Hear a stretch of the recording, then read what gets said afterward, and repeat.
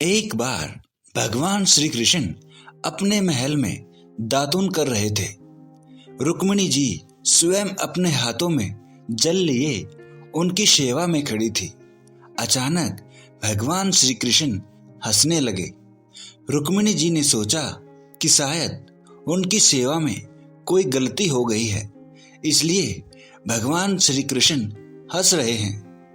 रुक्मिणी जी ने भगवान श्री कृष्ण से पूछा, हे प्रभु, आप दातुन करते हुए अचानक इस तरह हंस क्यों पड़े?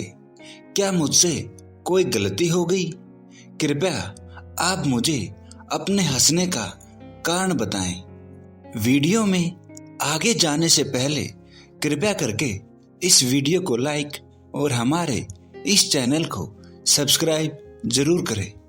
रुक्मिणी जी की ऐसी बातें सुनकर भगवान श्री कृष्ण बोले, नहीं प्रिय, आपसे सेवा में त्रुटि होना कैसे संभव है? आप ऐसा न सोचे, बात कुछ और है। रुक्मिणी जी ने कहा, आप अपने हंसने का रहस्य मुझे बता दें तो मेरे मन को शांति मिल जाएगी, अन्यथा मेरे मन में बेचैनी बनी रहेगी।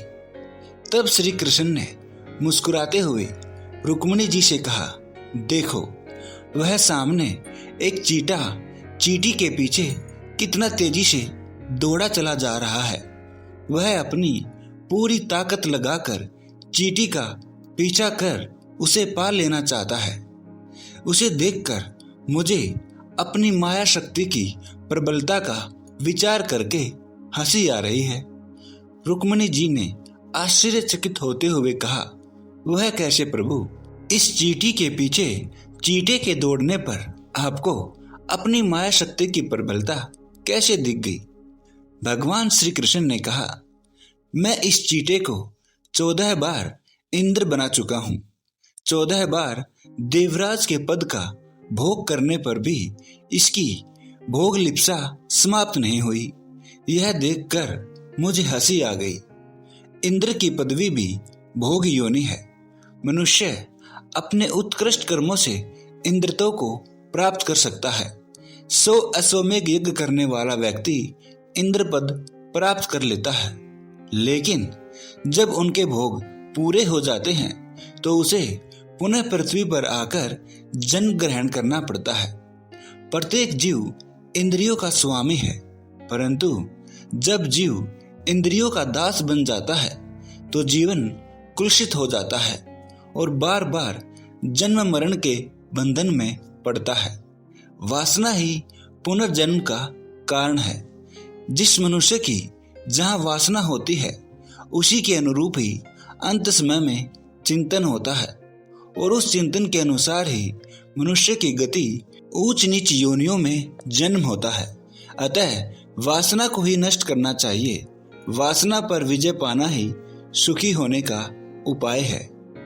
अग्नि में घी डालते जाइए, वह और भी दधकेगी। यही दिशा काम की है। उसे बुझाना हो तो संयम रूपी शीतल जल डालना होगा। संसार का मोह छोड़ना बहुत कठिन है। वासनाएं बढ़ती हैं तो भोग बढ़ते हैं। इससे संसार कटु हो जाता है। वासनाएं जब तक क्षीण न हो तब तक मुक्ति नहीं मिलती है। पुनर्जन्म का शरीर तो चला जाएगा, परंतु पूर्व जन्म का मन नहीं गया। तृष्णा के समान कोई दुख नहीं है और त्याग के समान कोई सुख नहीं है। समस्त कामनाओं, मान, बड़ाई, स्वाद, शौकीनी, सुख भोग, आलस्य आदि का परित्याग करके केवल भगवान की शरण लेने से ही मनुष्य ब्रह्म भाव को प्राप्त हो जाता है।